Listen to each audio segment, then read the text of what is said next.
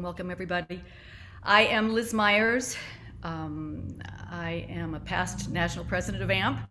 And what is AMP, you might say? The Association of Music Producers. We represent and work on the behalf of creators and composers and finders of music and sound for media. And we're very lucky we have this extraordinary panel of experts today. And just so you know, I totaled up all of our mutual years of experience in this industry, and it's well over 100 years. So if we can't answer your questions, I don't think anybody can. You know why we're here, and that is to talk about production in advertising. And we are really trying to stay on topic about music production in specific. And we want to share with you what happens when the idea arrives at the producer's desk. Without further ado, I'm going to pass it over to Paul Greco, who wants to talk to you about the sound of your campaign. I'm brought in to talk about concepting early on, like very early in the process, brainstorming with creatives. They have an initial idea for a film, and they would like to think about ideas for what kind of music could be on it. The other point could be a little bit later in the process. They've gone through shoots and edits, and now they've come to me with either a reference track. They just come to me with an edit and say that they have an edit against that seems to be working, or we need you to help us find a direction for the music for this film. So that's it could happen any one of those two ways, maybe some other ways as well. Sometimes we start with a direction, and then midway through, before we get to working with a music creation company, that changes. So it has its little bit of ebbs and flows and things, but normally we either start early in the process to help them develop the idea, or we jump in a little bit later to help them execute an idea that they already have. So those are the couple of ways that it happens in the process. One of the other things we were talking about is how producers can maintain really good working relationships with music companies to create the music. And the key to that is communication. The key to that is you always sharing as much information that you get from your team within the agency, say your creatives, even account people, with the music company. So they have all the information they need, which is, of course, schedule, budget, creative direction, any examples that you could share of what everyone's talking about in terms of what the mood is that the music needs to evoke, things that might have to do with punctuations that the music might have to work within the picture, which is scoring.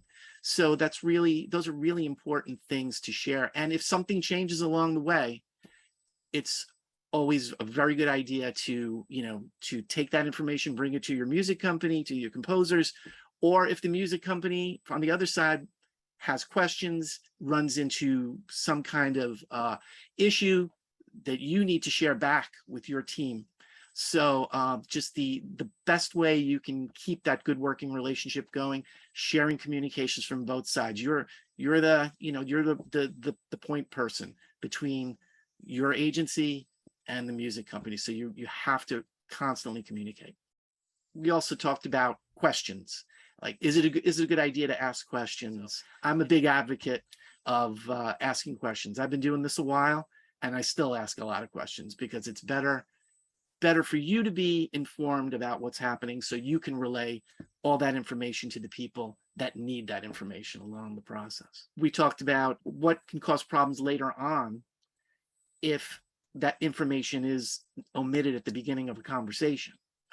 And one of the big issues that happens is when you're using a reference track, it's as your model to create a new piece of music, the music company would need to know if you had inquired about that piece of music to license before they start working.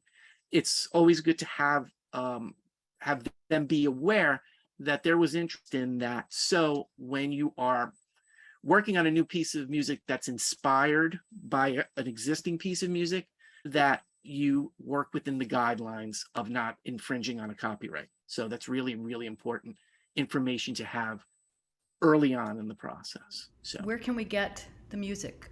I'd like to pass the baton to Kate Ursioli concerning the resources that are available. So I'm going to speak pretty broadly about 4 categories of where you might find music for your project.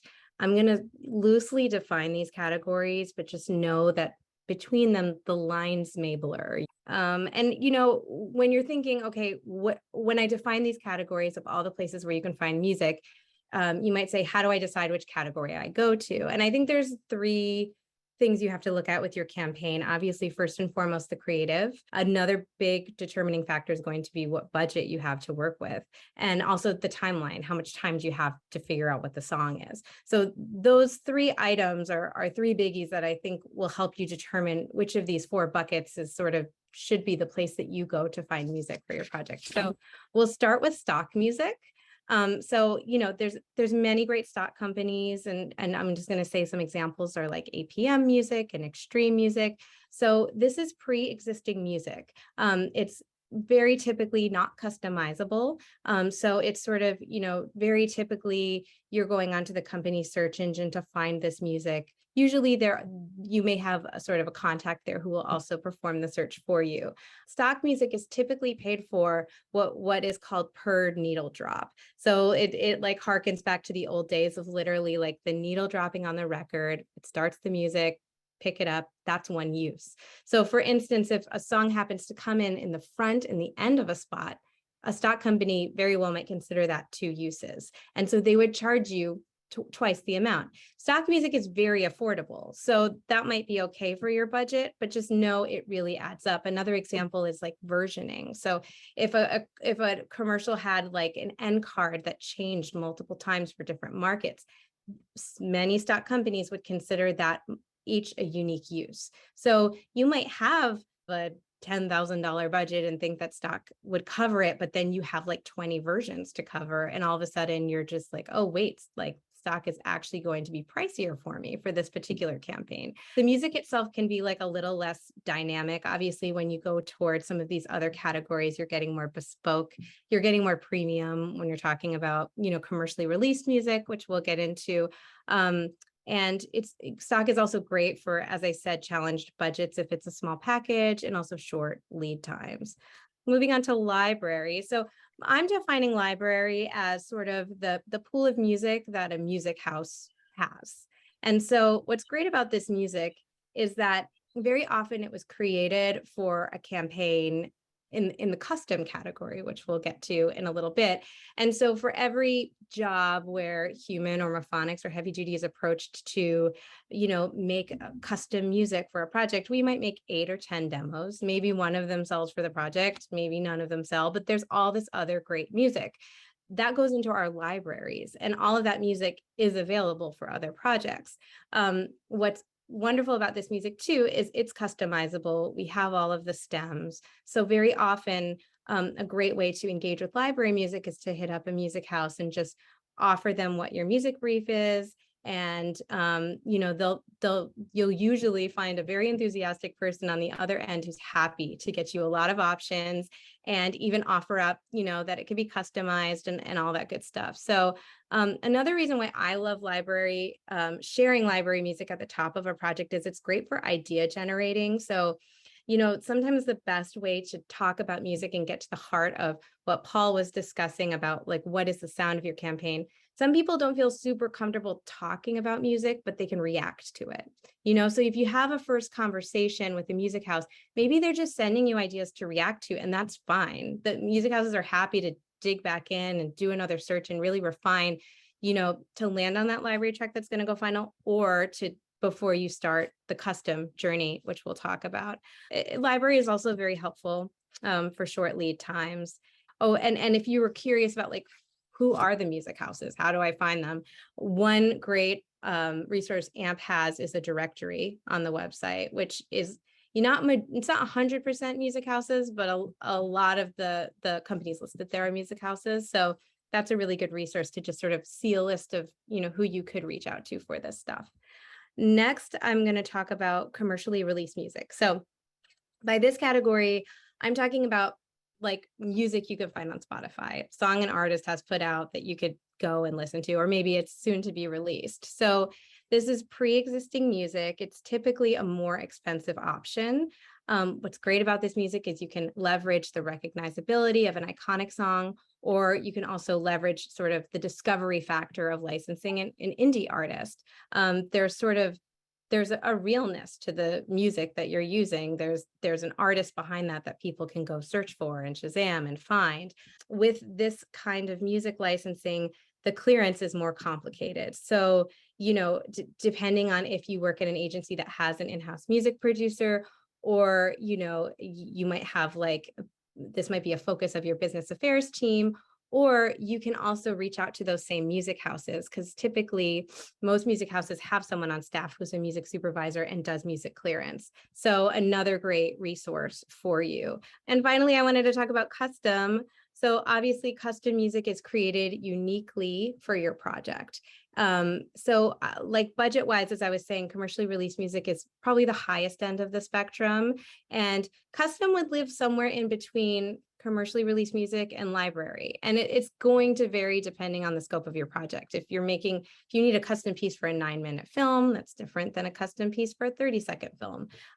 If you want to pull in a name composer to do something custom, that's going to be pricier than working with, the suite that a music house has offered you. But what's special about this kind of music is it's a one-of-a-kind composition for your campaign. I think that Carol's going to touch on this in a little bit, but how you get the rights for that music is also could be pretty flexible. So you could work for hire it, so your client owns it or license it. And it's this ownable piece of music unique to your campaign. I'm just going to talk about the dovetail off of Kate, purchasing and or licensing and what that looks like for your budget. So you could come to us. Let's just specifically, I'm going to talk about an original bespoke piece of music that the music house has written for your client. A lot of times we are asked to write this piece of music. The client definitely wants to own this piece of music. They want to purchase this piece of music, and that job is presented to us sometimes as a work for hire. So, and just to know that a purchase and a work for hire are basically the same thing. So you can, and depending on your budget, we've written this beautiful piece of music. You say you have X amount of dollars. Sometimes that X really only it should be a license. It should be, a license for 1 year. What are the terms of that license? The license could be, this is basic, 1 year, US only, or worldwide, or regional. And all of that can be broken down as well. It could be internet is worldwide, but the TV is national broadcast only. And all of those things are going to inform how much that license really should cost. Now, we can present to you based on what your terms are, what that license should be. What that license should be and what you have may not always align. So then we talk to each other and figure out how we can best present you with a piece of music that maybe you can better afford. So sometimes then, they really do not have any more money, and or so then let's go to our library. As Kate was saying, all of that music has been written specifically for campaigns, so it's not needle drop. It's not, music that can't be fixed. We could then maybe, if you don't have the money for the license, then maybe some of that money can go towards studio cost and arranging. We can tweak the track for you to better fit your campaign. And then sometimes I will also, okay, you only have X amount of dollars. Your client really wants to own that piece of music. Then I'm going to suggest, would your client be willing to do a license in perpetuity?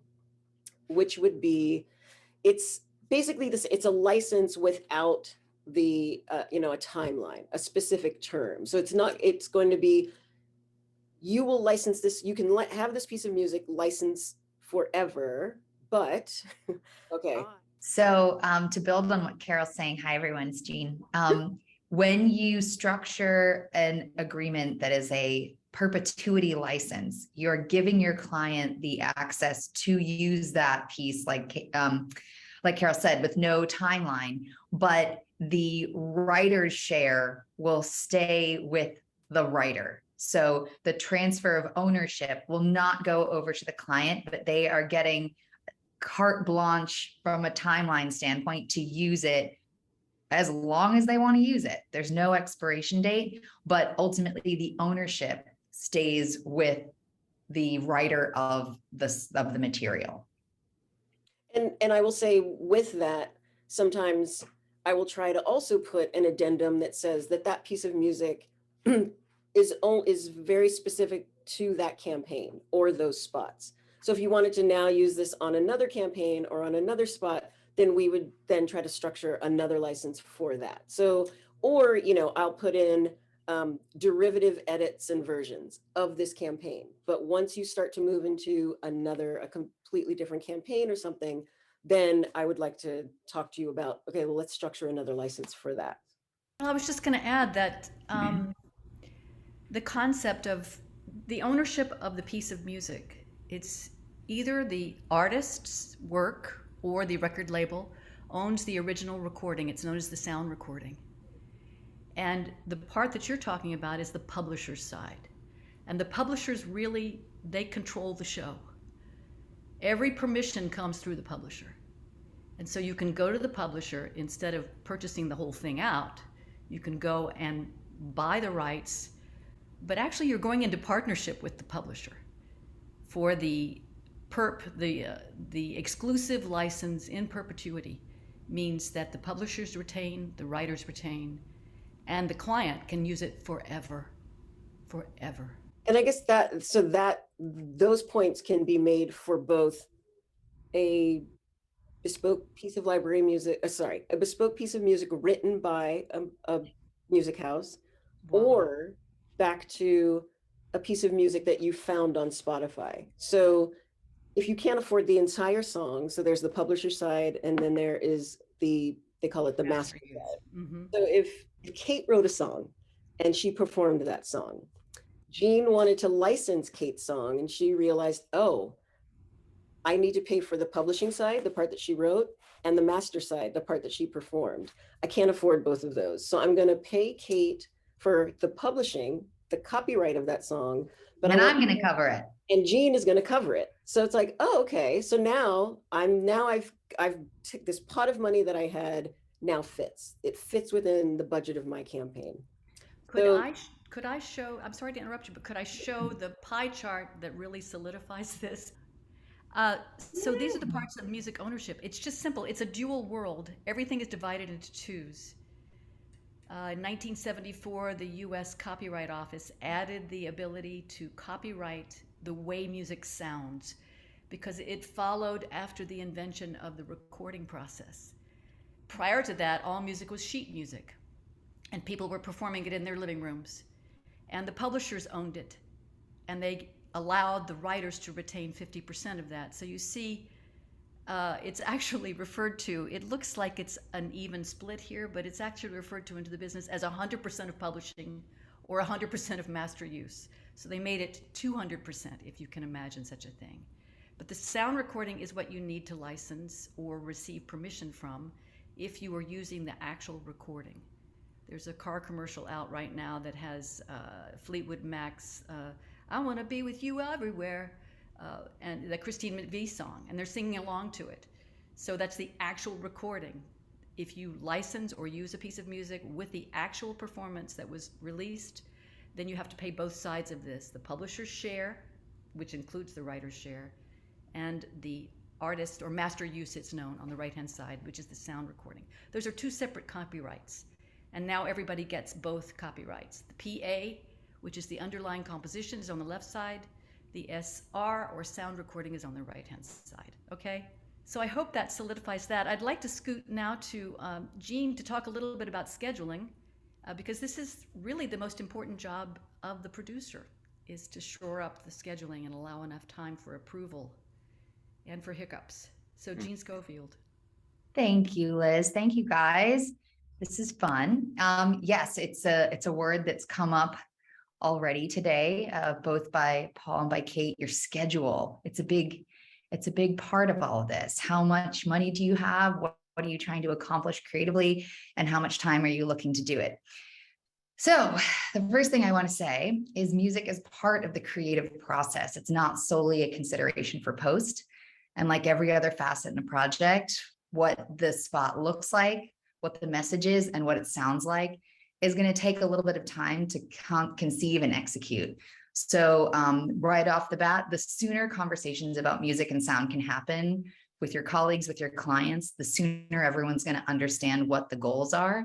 And you can factor those goals into an overall production schedule. Doing this will hopefully save you having to retrofit a music direction into a schedule that requires overages or just mega stress. I think a lot of us have been in edit suites late at night when something's gone sideways or a direction isn't what you thought and you're scrambling, and this can be a real pressure point versus like a passion point in terms of the process. In short, I'll kind of let you in on some of the process of what happens, for companies like ours when a brief comes in, because when you understand what happens, I think you can better understand the kinds of timelines that will afford us, hopefully, a better outcome for your project. So in short, especially when you're talking about music production, the music needs to be made. It needs to be reviewed by you and your team. It needs to be revised, decided on or approved, negotiated and cleared before it goes live. So creative ideation, like the making it and the literal recording and production of it, those are the most vital parts in our process. So I encourage everyone to try and front load that as much time as you can, to front load that in your schedules as possible, as well as affording some time for revision. So understanding these are very, very broad kind of objectives and goals. I have a few macro timelines from sort of brief to delivery. Again, all highly dependent on creative when you are requesting library polls. Ideally, and these are sort of my hopes of instructional hopes for you. Library polls around 24 to 48 hours when you reach out to somebody looking for some existing music to come back to you based on your brief. For instrumental demos, I'd say 3+ days to allocate for those. Vocal demos, we'd be looking at around 5+ days for that. And again, all of this is wildly dependent on the creative, and also whether you're commissioning a wholly original piece of music versus a cover. So like if I was covering the song that Kate wrote, that Carol mentioned, that song's already been written. So some of that creative time and ideation has been done for me. So again, kind of what happens once a brief comes in, especially one that requires production, think about it like this. We'll have a conversation with you, or we'll get an email. We will then think on it, write a brief, think on the best talent to engage for your brief, and approach that said talent to commit to working on the project. And if creative requires vocals, that's an additional step in the process, because the track is produced and then we'll arrange to have a vocal talent come in. They're determined, they're booked, and they're recorded as well. So a few kind of additional pieces of wisdom with these kind of timeline hopes. While most music companies, we all have resources across, multiple time zones. If you send in a brief or we have a meeting at like 5 o'clock, please don't consider that one of like the active whole days in our production timeline. Internally too, we try to bake in time within the allotted schedule we have to receive and review things internally, and then refine and possibly present those ideas before they come across and are shared with our clients. I'd say revisions can take anywhere from 1 to 5 days to turn around, depending on the nature of the feedback per the piece, and then the volume of pieces that you're asking for changes on. You probably also should take into account the layers of approvals, both internally and with your client, because those timelines can really burn through a calendar quite quickly. So I'd ideally bake in reviews on your calendar for meetings and or like when postings are hopefully going to be sent through so folks know when to expect the work and during their process, and hopefully have a goal is set in terms of when you'd like them to provide any sort of decision or actionable feedback. I included let's reserve probably 1 or 3 days for alternate arrangements. It's not uncommon that there'll be sort of a hero version for a spot, and then maybe it's a 60-second or it's a 30-second, but you know that part of your deliverable list is that it's going to require a 15 and then a couple of 6 edits, because there's all that snackable stuff out there now. So letting your music partners know that in advance and giving them a day or a few to turn those changes around, again, is just going to help elevate how this all sounds on the other end of the work. And then please give notice to your whoever is the lucky someone or company that's won the track. Try to give them 24 hours to output stems before you go into a mix session. And finally, I know it's come up in numerous ways tonight, but if there's any licensing or commercially released material that's required to be negotiated and cleared, that can honestly take anywhere from like 1 to a few weeks to negotiate with the different rights holders that are attached to those copyrights. You know, we often inherit the timelines that are given to us. So I think keeping mind of some of these ideas at the beginning as you start to build your schedule will really help the greater good and better serve the work. I'm just going to jump in here because there have been a couple of vocabulary words, vocab words that we wanted to shore up, and I'm just going to throw it out to the panel. Maybe you will help me define this. A couple of them, basically we referenced temp tracks in advance earlier on in the panel. And as I said, music is very subjective. I think that people feel they speak music or talk about music best when they share music. This is something that I love. This is what I think is working really well for this, but I wish it did this. We've received some comments from AMP members that they enjoy getting temp tracks as a reference. So I don't know, I just want to throw it out the table. If there's anybody that wants to talk about the value and perhaps the concerns about temp tracks. Anybody want to speak to that? I can take that one from Okay. the agency side, since we're usually the ones supplying it to the music companies. Yes, temp tracks, they have their good points and bad points. A lot of times from my side, when there's a temp track, it definitely helps to define what my creatives or whomever's guiding the creative, that what they're looking for, what the tone is, what the feeling is, what the style is, because sometimes people can't express that in words, so it's much easier to express in an example.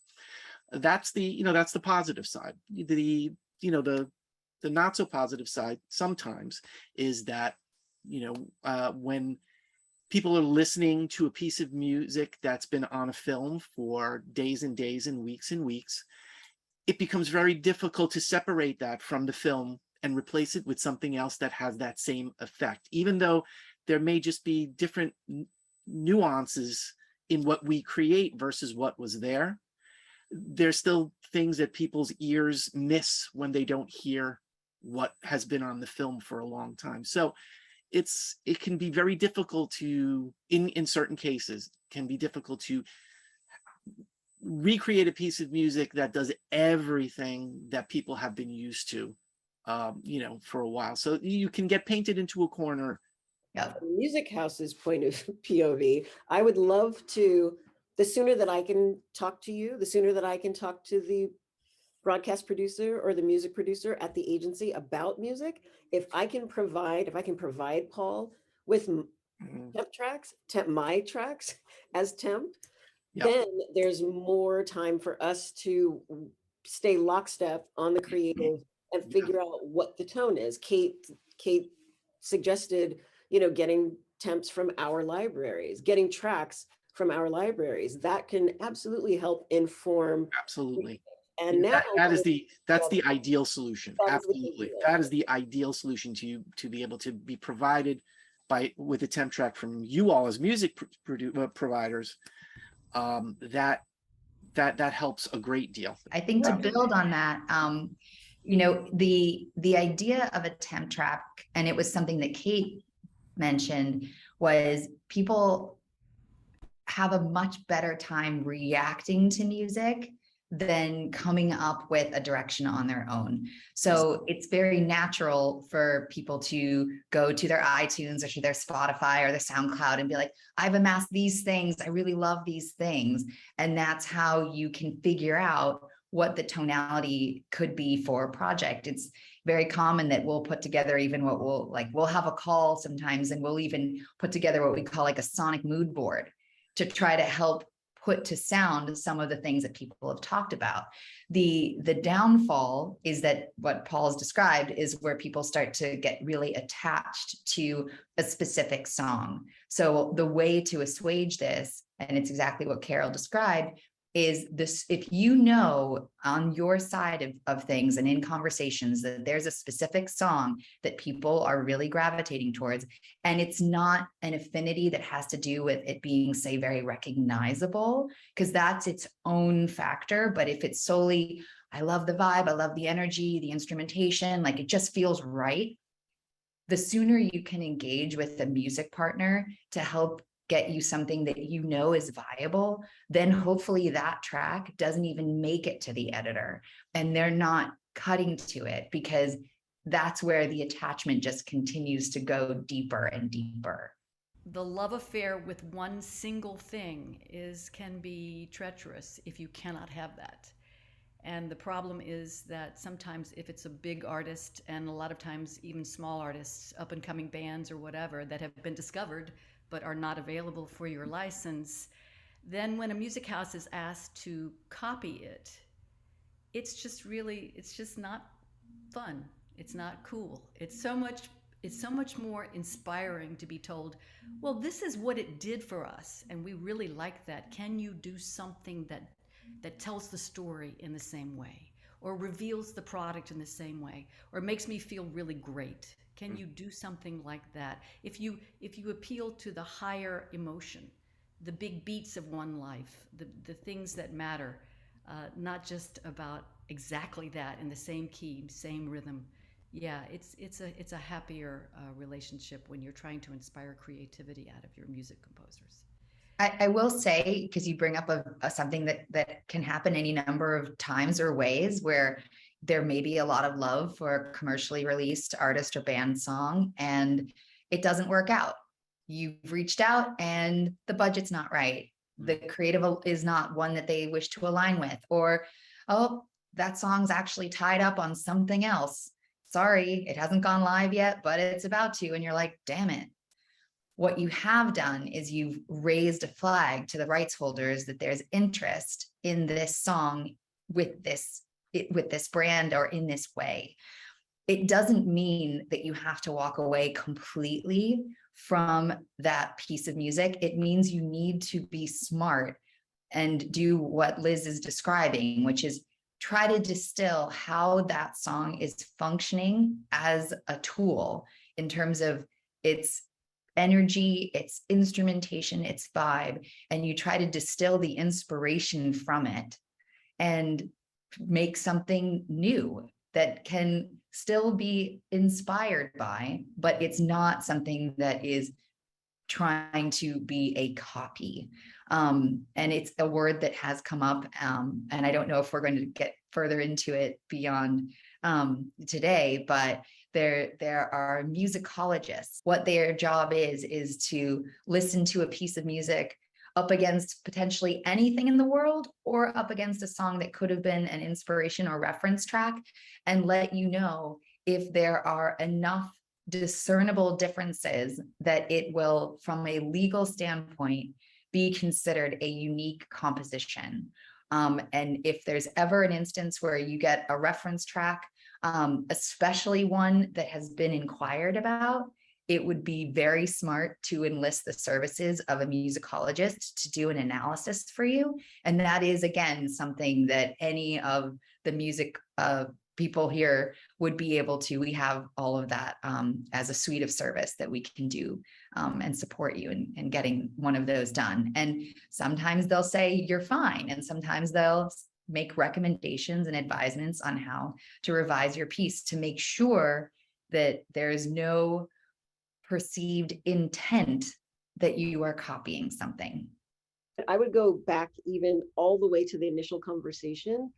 I would rather not even have that song in an email, because if Correct. if you do end up going down the road with a musicologist, the musicologist finds that there are problems, and it becomes, we end up in litigation. Intent will be found if there was an email. If they can ask, they want to see records of conversation between me and the agency. If that can be shown, then we're all screwed. Hey, listen, just one more thing I wanted to talk about before we go to the questions that are coming into the Q&A. Sustainability of our profession, the ad music writer. There are a lot of them, and the funny thing is that everybody that circles around about us, or anybody who comes into the music sessions, or anybody that works at an agency and starts working with musicians, you realize that it is damn fun doing what we do.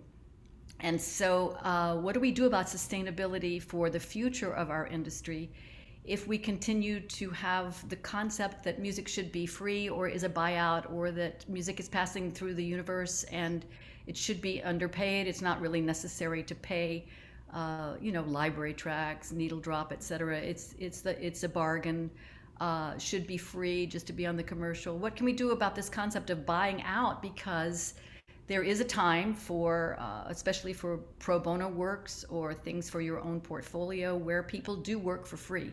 Yeah. But could we just, as a panel, discuss the concept of a buyout for talent? Is there any true buyout? Can you use someone's work and not pay them?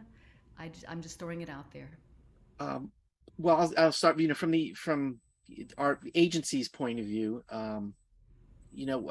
and my personal policy is that we should pay people for their work. Their music it's an art, but it's a commodity as well. I mean, there's just like any other job, people expect to get paid for their work. So I've never asked and will never ask anyone to work for free. No free demos. I won't even accept it if it's offered.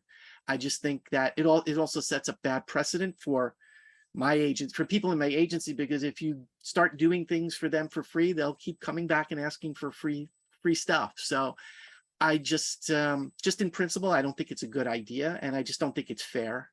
As far as buyouts, we're not, we're signatories to the union, so we're really not allowed to do that either way. So if it's within the parameters of SAG or the AFM, we pay union rates, and we also, I'm sorry, we also don't take any of the writer shares. If we do a work for hire, we never take the writer's share of the publishing for the client. We don't, as an agency, we don't take it. We transfer it to our client, but we never take the writer's share. It's only the other part. One thing that I will mention that I believe is fairly standard is that most music companies out there, not unlike Mophonics or Heavy Duty or Human, there isn't a commitment that you have to make to enlist our help doing library polls. We find that those can be really helpful in terms of creating commonality and something to talk about and have viable music to react to, like Kate had described in her section. And that can really help the creative conversation evolve and advance. So if we can service your needs in that way through pulling ideas, it really benefits everybody. And again, like, case in point, let's say there's this amazing reference track that everybody's loving, and Paul knows from the beginning as the job's waking up, there is no way we can license this track. He's making zero commitment by reaching out and saying, hey, we've had conversations, we're really liking XYZ qualities of this particular piece. Do you have anything in your library that you could share with us to help advance our conversations and just have more productive progress?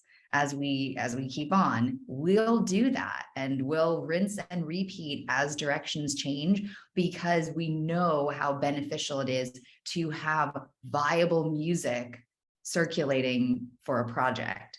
I'd like to go over now to a couple of questions that have come into the question and answer. And if you have anything else, now's the time to post it. Teresa Rust wants to know a little bit more about the musicologist report. She's asking who is responsible to pay for that, and maybe somebody who knows more about budgets can share that. Who's responsible for the musicologist report? Who pays for that? I mean, for us, we will put that, and that's a line in our estimate. So it's a line that you tell us you have X number of dollars. We will break those X number of dollars up between creative and arranging, maybe demo, creative and arranging, license, studio, then their ancillary costs, one of which could be musicology. So it's going to come out of that overall budget. Sometimes there are instances where you need a rush. We're going into the mix, and we've tweaked, and now we're there are 3, 4, maybe 5 times we've had to go to the musicologist. So you have a relationship, again, having a great relationship with your agency producer. You talk it out, you figure it out. Maybe we will split those costs. Maybe they can find more money, because it has to be cleared, so it has to be paid for. So for the agency panelists, and I guess that's you, Paul, but also Jean and Kate have worked on the agency side. What do you look for in a music house or a music maker? What qualities are must-haves for music houses to work well with the agency? That's a good question. It is a good question. I mean, these days, versatility in terms of the breadth of styles that a music company can cover nowadays, because there's less of the back in the old days, let's say, where there was one music companies were focused. Well, these were the places that you went for orchestral, and this is the places that you go for rock or jazz or whatever. So now it's like everybody needs to have a varied amount of ability to approach different styles. So versatility is a big thing, and just the sort of collaborative nature. I mean, we need to have a great relationship with whoever we work with. So when things blow up, they're in it there with you, and that, and you can trust that. And you say, okay, we're breaking it all down. We're starting all over again. And the music company says, okay, we're right there. We got you back. Let's do it. It's very, very important these days. So it's just that trust and that collaborative nature. It's incredibly helpful. Yeah, and one thing that kind of goes along with trust, and it's a little bit more on the paperwork side of things, but most agencies can only work with music houses that have a proper E&O insurance coverage. And so that is quite literally something that agencies might be looking for in a music house in order to engage with them. I think too, it's kind of falls under trust, but I think it's also reliability and dependability. And I think that that's really important, whether you're a music company or an individual composer, when expectations are set to follow through with those timelines and those deliverables, I think is really important. And also for individual music makers, if you are a super dynamic composer, but you don't necessarily know how to play string instruments or horns, make friends that do, and have that own little network of versatility within your reach, so that you're able to deliver on a wider berth of creative output. And that can be make you more viable for projects, but it also can just be a really great opportunity to grow as a maker of music. I think that we've kind of given you a wide scope of things. I just wanted to thank everybody, especially our experts here. Thank you for your time. Really super. Great presentation. I know it's complex. There will be follow-up materials at the AMP website. I encourage you to dive in there and find out more about what we do.